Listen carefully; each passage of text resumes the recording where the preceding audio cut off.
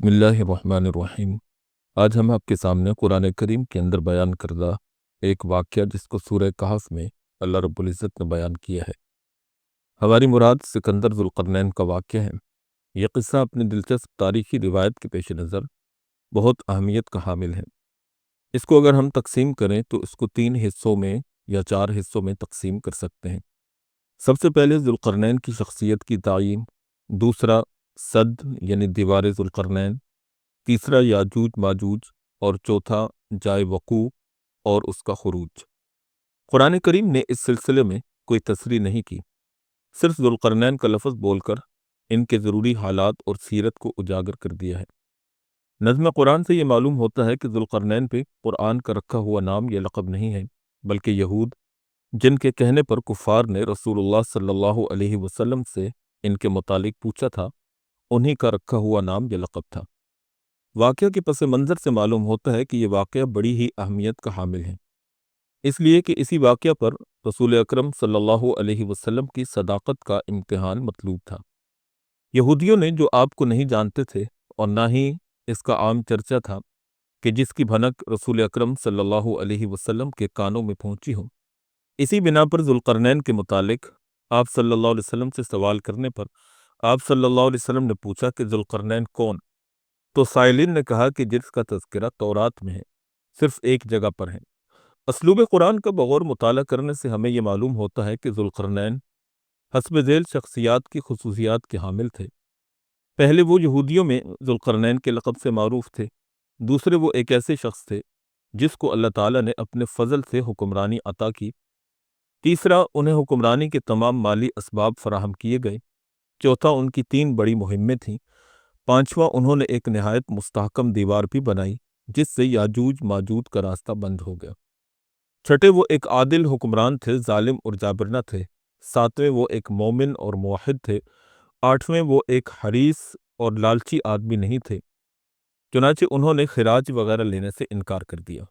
ان تمام باتوں کو مد نظر رکھتے ہوئے تاریخ قدیم میں کسی ایسے شخص کی تلاش کی جائے جو ان صفات کا حامل ہو تاکہ اس کو قرآن میں مذکور ذو القرنین کا مصداق بنایا جا سکے۔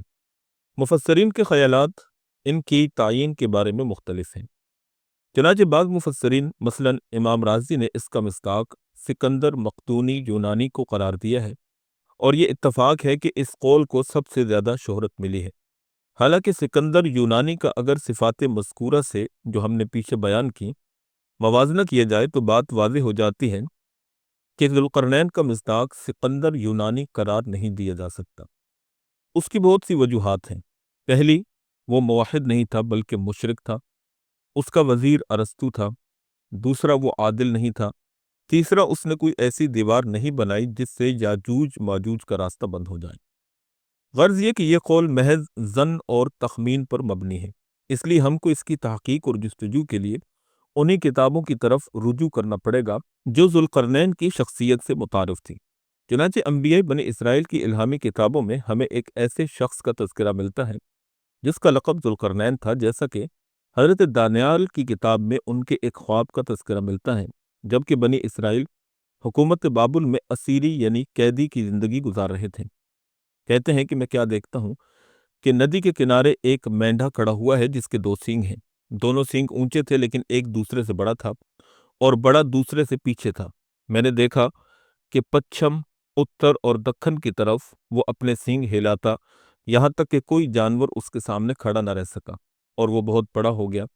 میں یہ بات سوچ رہا تھا کہ پچھم کی طرف سے ایک بکرا آیا تھا، وہ سینگ والے مینڈے کے پاس آیا اور اس پر غضب سے بھڑکا اور اس کے دونوں سینگ توڑ ڈالے، اور مینڈے کو مقابلہ کی طاقت نہیں تھی۔ پھر جبریل امین نمودار ہوئے، انہوں نے اس خواب کی یہ تعبیر بتلائی کہ دونوں سینگ والا مینڈا میڈیا اور فارس کے بادشاہت ہے، اور بال والا بکرا یونان کی، جو بڑا سینگ اس کی 2 آنکھوں کے درمیان دکھائی دیا وہ اس کا پہلا بادشاہ ہوگا۔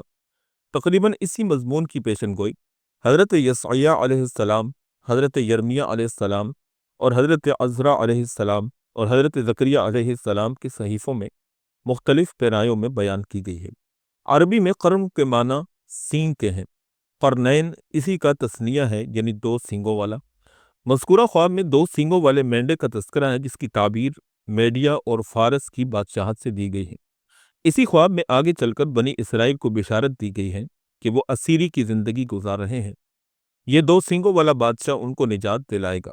چنانچہ انبیاء بنی اسرائیل نے اپنی قوم کی بدعمالیوں کی بنا پر بیت المقدس اور مسجد اقصی اور خود بنی اسرائیل کی تباہی سے 2 4 ہونے کے متعلق پیشن گوئیاں کی، اور ساتھ ساتھ ایک بادشاہ کا بھی تذکرہ کیا جو اتر کی طرف سے آئے گا اور اس کو اس بلائے عظیم سے نجات دلائے گا۔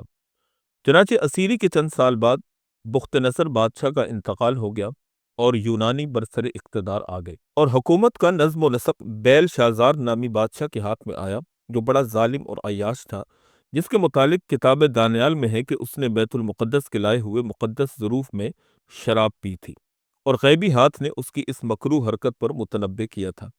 باوجود یہ کہ بابلی حکومت کے قلعہ کا سور البلد نہایت مستحکم تھا، لیکن چند گھڑیوں ہی میں شاہ فارس نے بابل کی حکومت پر قبضہ کر لیا اور بنی اسرائیل کو آزاد نہیں کیا، بلکہ مزید کرم فرمائی کر کے بیت المقدس اور مسجد اقصی کی تعمیر نو کا انتظام اپنے شاہی خزانے سے کیا۔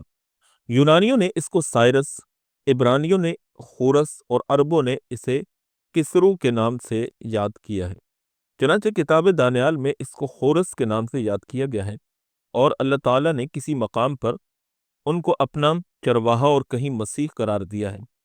شاہ فارس خورس ہی یہودیوں کے محسن اور ان کے مربی ہیں، اور یہی معلوم ہوتا ہے کہ یہی قرآن میں مذکور ذوالقرنین کا حقیقی مصداق ہے۔ 1838 کے ایک انکشاف نے اس حقیقت کو واضح کر دیا کہ ایران کے ایک قدیم شہر استخر کے کھنڈرات میں ایک مجسمہ دستیاب ہوا، جس کے دونوں طرف عقاب کی طرح پر نکلے ہوئے اور سر پر مینڈے کی طرح 2 سینگ ہیں۔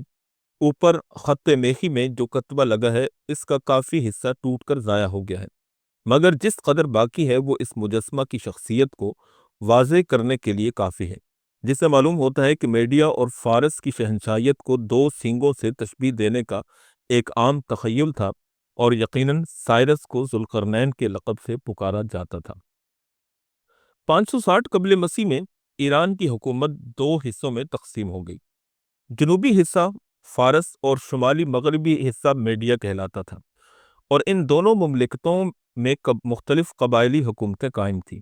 اسی زمانے میں عراق کے اندر آشوری اور بابلی حکومتیں اپنے عروج پر پہنچی ہوئی تھیں، لیکن 612 قبل مسیح میں آشوری حکومت کا خاتمہ ہو گیا، جس کا دارالحکومت نینوا تھا، جس کی بنا پر پڑوسی میڈیا کی حکومت نے اطمینان کا سانس لیا اور بتدریج ایک قومی حکومت کی تشکیل عمل میں آئی۔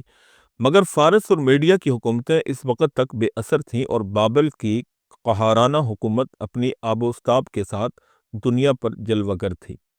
لیکن 559 قبل مسیح میں ایک غیر معمولی شخصیت غیر معمولی حالات کے اندر ابھر کر سامنے آئی۔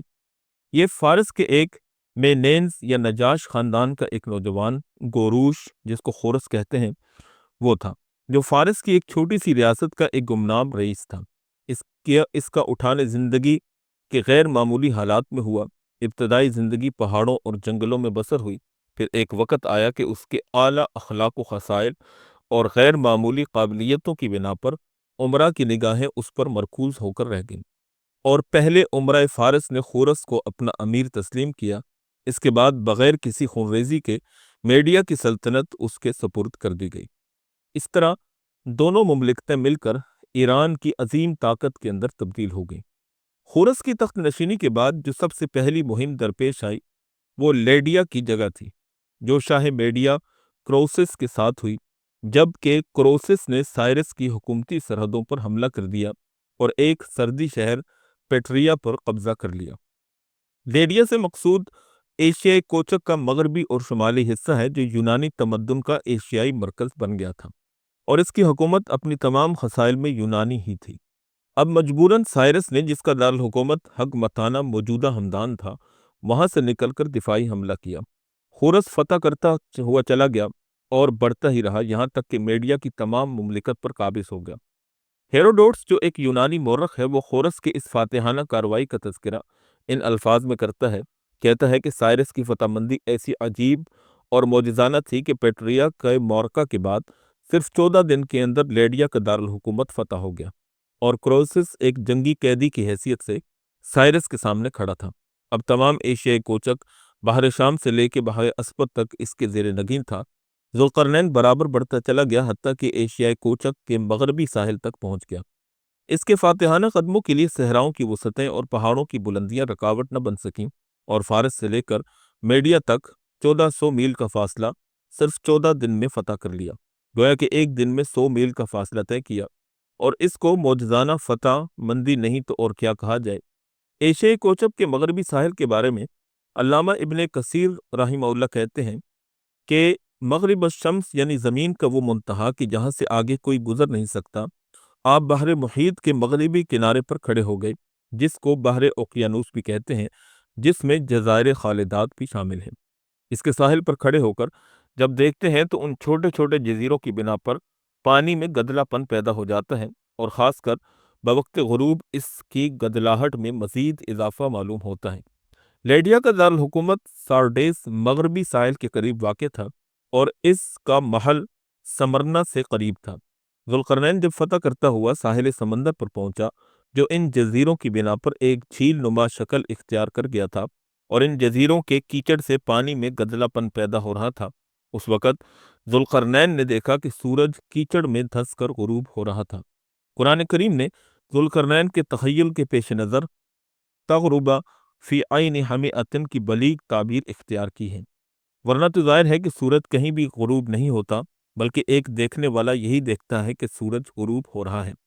مثلا ہم یہاں کھڑے ہو کر دیکھتے ہیں تو معلوم ہوتا ہے کہ سورج پہاڑوں کی اوٹوں میں چھپ جاتا ہے اور صبح مشرق کے پہاڑوں سے نمودار ہوتا ہے۔ بعینہ ہی اسی طرح سمندر پر کھڑے ہو کر نظارہ کریں گے تو معلوم ہوگا کہ یہ سنہری تھالی سمندر کی تہوں میں غروب ہو رہی ہے۔ چنانچہ یہی یونان کے عہد قدیم کا تخیل تھا کہ سورج سمندر کے اندر غروب ہوتا ہے۔ اس جنگ کے بعد ذوالقرنین کو مشرقی مہم کی طرف متوجہ ہونا پڑا۔ ہیروڈوئس لکھتا ہے کہ مشرق کی طرف لشکر کشی کا باعث وہاں کے وحشی قبائل کی بغاوت اور سرکشی تھی۔ یہ مہم 540 قبل مسیح کی درمیانی مدت میں واقع ہوئی۔ اسی زمانے میں باشندگان بابل اور بنی اسرائیل نے ذوالقرنین سے اس کے عدل و انصاف کو دیکھنے کی درخواست کی تھی کہ وہ انہیں بیل شازار کے مظالم سے نجات دلائے، مگر اس وقت اس کی مشرقی وحشی قبائل کی بغاوت کو کچلنے کا ایک اہم مسئلہ درپیش تھا۔ یہ وحشی قبائل کون تھے جنہوں نے بغاوت کی تھی؟ مورخین کا اتفاق ہے کہ اس سے مراد بلخ اور مکران کے غیر متمدن وحشی خانہ بدوش قبائل مراد تھے۔ چنانچہ قرآن کریم نے ذوالقرنین کی مشرقی فتوحات کا تذکرہ کچھ یوں کیا ہے: حتی اذا بلغ مطلع الشمس وجدها تطلع على قوم لم نجعل لهم من دونها سترا۔ جب وہ فتوحات کرتا سورج طلوع ہونے کی جگہ پہنچے تو سورج کو پایا کہ وہ ایسی قوم پر طلوع ہو رہا ہے جس کے پاس آفتاب سے کوئی آڑ نہیں ہے۔ ذوالقرنین کے دارالحکومت ہمدان سے اگر دیکھا جائے تو یہ کوہستانی علاقہ اقصائے مشرق میں لگتا ہے۔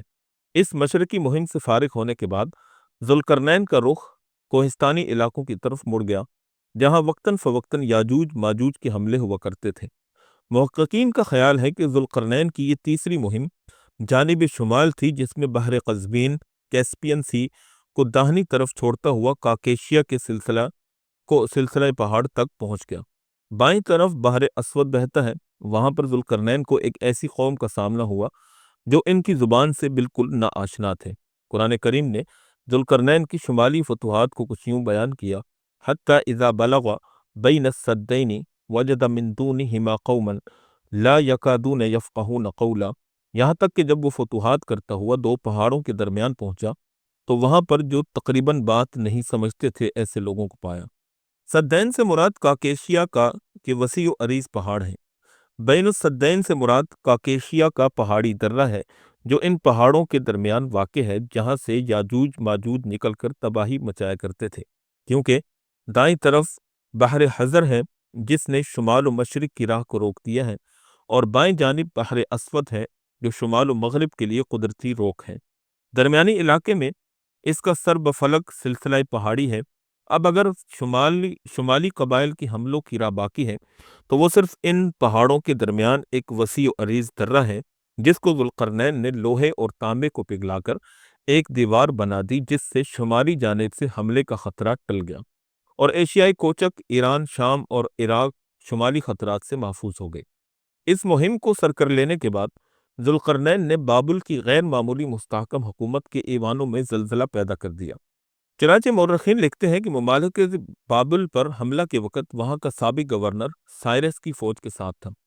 تورات کے بیان کے مطابق سائرس کا ظہور اور بابل کی فتح بنی اسرائیل کے لیے ایک اور خوش آئند پیام حیات تھا، اور یہ بالکل اسی طرح ظہور میں آئی جس طرح انبیاء بنی اسرائیل نے بہت پہلے اس کی بشارت دی تھی۔ بنی اسرائیل میں مملکت بابل کے زیر حراست جو قیدی تھے ان میں ایک اسرائیلی نبی حضرت دانیال بھی تھے، اگرچہ وہ عام قیدیوں کی طرح نہیں تھے بلکہ نہایت موزد طریقے پر رکھے جاتے تھے۔ بخت نصر ان سے اہم امور میں مشورہ لیتا اور بعد کے حکمران بھی ان کو مقدس سمجھتے اور مشورہ دیتے رہے۔ سائرس کی فتح کے بعد بنی اسرائیل کو آزاد کر دیا گیا اور ان کے وطن شام میں ان کو پہنچا دیا گیا۔ شہر اور مسجد اقصیٰ کی تعمیر نو میں حصہ لیا۔ ہیکل سلیمانی جس کو بخت نصر نے تباہ کر دیا تھا دوبارہ تعمیر کروا دیا۔ بابل کی حکومت فتح کر لینے کے بعد سائرس کی عظمت تمام مغربی ایشیا میں مسلم ہو گئی۔ 539 قبل مسیح میں سائرس حکمرانی کے عالمگیر تخت پر نمایاں نظر آتا ہے۔ چند سال پہلے جو ایک گمنام شخص تھا اب پورے ایشیا میں بلا شرکت غیر فرما روا بن چکا تھا۔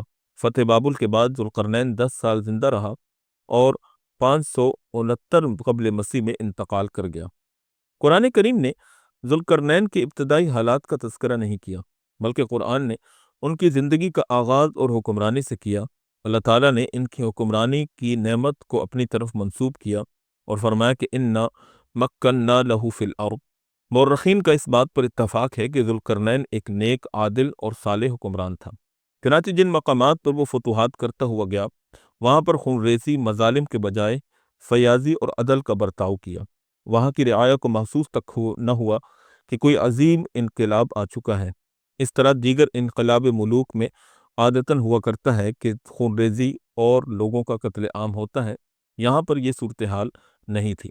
تاہم تخت اقتدار کی جانشینی میں تبدیلی ہوئی کہ ظالموں کو ہٹا کر ایک منصف، عادل حکمران آ گیا۔ باوجود یہ کہ ذوالقرنین جس وقت لیڈیا کو فتح کرتا ہوا ساحل مغرب تک پہنچ گیا تو اللہ تعالیٰ نے ان سے کہا یا ذا القرنین اما ان تعذب و اما ان تتخذ فیہم حسنا، اے ذوالقرنین چاہے تم ان کو سزا دو اور چاہے ان کے ساتھ حسن سلوک کا معاملہ کرو۔ اس آیت میں ذوالقرنین کو دو اختیار دیے گئے، یا تو اقوام مغرب کو سزا دیں یا ان کے ساتھ بھلائی کا معاملہ کریں۔ آخر یہ اختیار کیوں تھا؟ اس کو سمجھنے کے لیے لیڈیا کی لشکرکشی کے اسباب اور وجوہ پر نظر ڈالنی چاہیے۔ شاہ لیڈیا کروسس نے اقوام مغرب کے ساتھ تعلقات قائم کر کے ذوالقرنین کی سرحدوں پر حملہ کر دیا اور ایک بڑا شہر پیٹرا پر قبضہ بھی کر لیا۔ مجبوراً ذوالقرنین نے دفاعی حملہ کیا اور بالآخر فتوحات کرتا ہوا اقصائے مغرب تک پہنچ گیا۔ چنانچہ کروسس نے تمام مغرب کی حمایت سے حملہ کیا تھا، اس لیے بالواسطہ یہ مجرم تھا۔ اب ان کے جرم کی پاداش میں اگر آپ ان کو سزا دیں تو یہ عین انصاف ہوگا، اور اگر معاف کر دیں اور خیر خواہوں والا معاملہ کریں تو یہ شان کریمی کا مظہر ہوگا۔ چنانچہ ذوالقرنین نے بجائے اس کے کہ ان کو غداری کی سزا دیتے عام معافی کا اعلان کر دیا، جس طرح کہ آپ صلی اللہ علیہ وسلم کو فتح مکہ کے موقع پر اختیار دیا گیا تھا۔ لیکن آپ علیہ السلام نے فرمایا آج تم سب آزاد ہو، لیکن آئندہ کے لیے احکامات جاری کر دیے کہ آئندہ جو ظلم و زیادتی کرے گا اس کو سزا ملے گی۔ بہرحال ہیروڈوٹس لکھتا ہے کہ سائرس نے اپنی فوج کو حکم دے دیا تھا کہ دشمن کی فوج کے سوا کسی پر ہتھیار نہ اٹھایا جائے۔ کروسس شاہ جب گرفتار ہو گیا تو اس کے بارے میں صریح حکم تھا کہ اسے کوئی تکلیف نہ پہنچائی جائے، اگر وہ مقابلہ کرے تب بھی تلوار نہ اٹھائی جائے۔ اس حکم کی فوج نے اس دیانت کاری کے ساتھ تعمیل کی کہ وہاں کے باشندوں کو جنگ کی ذرا بھی مصیبت محسوس نہ ہوئی۔ زینوفن ایک یونانی مورخ لکھتا ہے کہ ذوالقرنین ایک نہایت دانشمند، سنجیدہ اور ساتھ ہی رحم دل فرما روا تھا۔ اس کی شخصیت ہر طرح کے شاہی اوصاف اور حکیمانہ فضائل کا اعلیٰ ترین نمونہ تھی۔ ہیروڈوٹس لکھتا ہے کہ وہ نہایت ہی مخیر بادشاہ تھا، اسے دنیا کے تمام بادشاہوں کی طرح دولت جمع کرنے کی لالچ نہیں تھی۔ آکسفورڈ یونیورسٹی کے پروفیسر جی بی گرینڈ تاریخ قدیم کے ایک مستند ماہر ہیں۔ وہ اپنی کتاب گریٹ پرشین وار میں لکھتے ہیں یہ حقیقت بالکل آشکارا ہے کہ سائرس کی شخصیت ایک عہد کی غیر معمولی شخصیت تھی۔ اس نے اپنے تمام معاصر قوموں کے دلوں پر اپنا حیرت انگیز تاثر نقش کر دیا۔ اس کی ابتدائی نشو نما بالائی فارس میں غیر آباد اور دور دراز کوشوں میں ہوئی، جس کی سرگزشت نے ایک افسانے کی حیثیت اختیار کر لی۔ اس کی ابتدائی تربیت کی روداد اس کے 150 برس بعد زینوفن نے مدون کی، جو سقراط کا شاگرد تھا، اور ہم دیکھتے ہیں کہ ان روایتوں میں اس کے فضائل انسانیت کا جوہر عام طور پر نمایاں ہے۔ خواہ ہم ان روایتوں کو اہمیت دیں خواہ نہ دیں، تاہم یہ حقیقت بالکل ہر حال میں غیر متزلزل رہتی ہے کہ تدبیر اور سیاست کا دامن اس کی انسانیت اور فضیلت کے جوہر سے بندھا ہوا تھا، اور جب یہ خصوصیت آشوری اور بابلی شہنشاہوں کی بدعملیوں کے مقابلے میں لائی جاتی ہے تو اس کی شریفانہ نمو اور درخشندہ پہلو مزید روشن اور نمایاں ہو جاتا ہے۔ ذوالقرنین کی یہ تمام فتوحات خاص کر مغرب کی فتح یونانی دیوتاؤں کی شکست تھی، ان کے مذہب اور معبدوں کی شکست تھی، ان کی تہذیب اور ان کی قومیت کی شکست تھی۔ عام بت پرست اقوام کی طرح یونان کے اندر بھی مندروں کے اندر ہاتف غیبی سے کسی اہم معاملہ میں استصواب کیا جاتا تھا۔ چنانچہ کروسس نے بھی حملے سے پہلے استصواب کیا تو ہاتف نے جواب دیا کہ اگر اس نے پارسیوں پر حملہ کیا تو وہ ایک مملکت تباہ کر دے گا، لیکن شکست کے بعد اس کی تعویل کی گئی کہ ہاتف کا جواب غلط نہ تھا، لیکن کروسس اس کو نہ سمجھ سکا اور حملہ کر دیا۔ مطلب یہ تھا کہ وہ اپنی مملکت تباہ کر دے گا۔ ہیروڈوٹس آگے چل کر باشندگان لیڈیا کی ایک روایت نقل کرتا ہے کہ ذوالقرنین نے شاہ لیڈیا کروسس کو آگ میں بٹھا کر آگ لگانے کا حکم دیا، لیکن اس نے دیوتاؤں کو پکارا۔ باوجود کہ آسمان بالکل صاف تھا، لیکن بادل آیا اور اچانک بارش ہوئی، جس سے جلتی ہوئی چتا بجھ گئی اور کروسس بچ گیا۔ حالانکہ خود ہیروڈوٹس ایک مقام پر لکھتا ہے کہ ذوالقرنین نے کروسس کو بطور امتحان بٹھایا تھا کہ جن دیوتاؤں کی مزعومہ بشارت پر اعتماد کر کے اس نے جنگ کی، ان کی یہ بھی ہمت نہیں ہوئی کہ اس کی جان ہی بچا سکیں۔ چنانچہ آزمائش کے بعد ذوالقرنین نے اسے رہا نہیں کیا، بلکہ اس کے ساتھ مزید فیاضانہ اور عدل و انصاف کا برتاؤ کیا۔ قرآن کریم نے ذوالقرنین کے مذہب کی تفصیل بیان نہیں فرمائی، البتہ اسلوب قرآن سے ذوالقرنین کا مومن اور موحد ہونا صاف معلوم ہوتا ہے۔ چنانچہ ذوالقرنین نے مغربی اقوام کو جو احکام اور ہدایتیں دی ہیں، اس سے اس کے عقائد صاف اور واضح ہو جاتے ہیں۔ البتہ یہ مسئلہ باقی رہتا ہے کہ ذوالقرنین کون سے دین و ملت کا پیروکار تھا۔ اس بات کو سمجھنے کے لیے ایران کے اندر اس عہد کی مذہبی تاریخ کو دیکھنا ہوگا۔ مورخین کا اس بات پر اتفاق ہے کہ ایران کا قدیم مذہب مجوس یعنی آتش پرستی تھا۔ آتش پرستی ان کی عبادت تھی، لیکن 6 صدی قبل مسیح میں ایک شخص بنام ابراہیم زرتشت علاقہ قفقاز میں نبی بنا کر بھیجے گئے۔ مورخین کا خیال ہے کہ ذوالقرنین ابراہیم زرتشت کے معاصر ہیں اور ان کے دین و ملت کے تابع تھے۔ بعض حضرات کا خیال ہے کہ ذوالقرنین نبی تھے، جیسا کہ حضرت عبداللہ بن عمر کی روایت سے معلوم ہوتا ہے۔ چنانچہ حضرت عبداللہ بن عمر فرماتے ہیں کہ قرآن کے منطوق یا ذوالقرنین اما ان تعذب و اما ان نتخذ فیہم حسنا، اس سے بھی اس بات نبوت کی تائید ملتی ہے، لیکن بیشتر علماء کی رائے یہ ہے کہ ذوالقرنین نبی نہیں تھے بلکہ ایک نیک بندے تھے۔ حضرت علی رضی اللہ تعالی عنہ آپ کے بارے میں فرماتے ہیں لم یکن نبیا ولا ملکا کان رجلا احب اللہ فاحبہ، یعنی ذوالقرنین نبی نہیں تھے اور نہ فرشتے، بلکہ وہ ایک انسان تھے جنہوں نے اللہ کو محبوب رکھا، اللہ نے ان کو محبوب رکھا۔ اسی طرح حضرت عبداللہ بن عباس فرماتے ہیں کہ ذوالقرنین ایک نیک بادشاہ تھے، اللہ تعالیٰ نے ان کے اعمال کو پسند فرمایا اور اپنی کتاب میں ان کی تعریف کی اور وہ کامیاب بادشاہ تھے۔ اور قرآن کریم کے اندر جو آپ کو مخاطب بنایا گیا تو علماء فرماتے ہیں کہ خطاب کے کئی طریقے ہیں، یا تو بواسطہ نبی ہو، جیسے حضرت موسیٰ علیہ السلام کی قوم کو حضرت موسیٰ کے واسطے سے خطاب ہوا فَقُلْنَا اضْرِبُوهُ بِبَعْضِهَا، یا خطاب ان کی زبان حال کی ترجمان ہو کہ ہم نے تمہارے دشمنوں کو تمہارے سامنے زیر کر دیا، اب تمہارے قبضہ میں ہے، یا خطاب ایسا ہو جیسے کہ موسیٰ علیہ السلام کی والدہ کو ہوا وَأَوْحَيْنَا إِلَىٰ أُمِّ مُوسَىٰ أَنْ أَرْضِعِيهِ۔ الحاصل ذوالقرنین علیہ السلام ایک نیک اور عادل حکمران تھے، البتہ نبی نہیں تھے جیسا کہ بعض لوگوں کا خیال ہے۔ سکندر ذوالقرنین کی مشرقی اور مغربی مہم کے بعد ان کی سب سے اہم ترین مہم ہے جس کو سد سکندری یا وہ دیوار جس کو بنا کر انہوں نے قوم یاجوج ماجوج کا راستہ روکا۔ قرآن کریم میں اس کا بھی تفصیل کے ساتھ اور اہتمام سے ذکر آیا ہے۔ اب سوال یہ پیدا ہوتا ہے کہ یہ سد کہاں بنائی گئی، کس قوم کے لیے بنائی گئی، اور چونکہ یاجوج ماجوج کا ٹاپک ایک الگ سے تفصیل طلب ٹاپک ہے، تو اس کے لیے ہم آپ کے سامنے الگ سے ایک ویڈیو بنائیں گے جس میں یاجوج ماجوج اور اس کا مصداق اور اس میں مفسرین اور علماء تاریخ کے اقوال آپ کے سامنے پیش کریں گے۔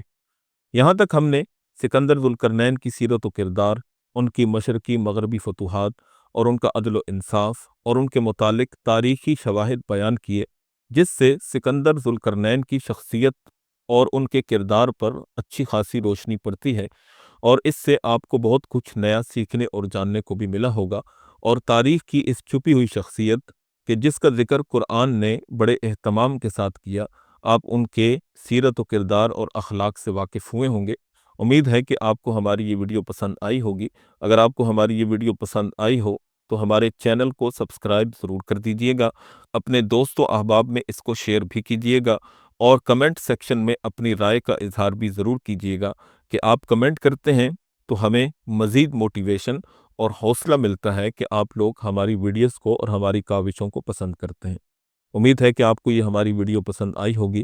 اللہ پاک ہم سب کا حامی و ناصر ہو، وآخر دعوانا ان الحمد للہ رب العالمین۔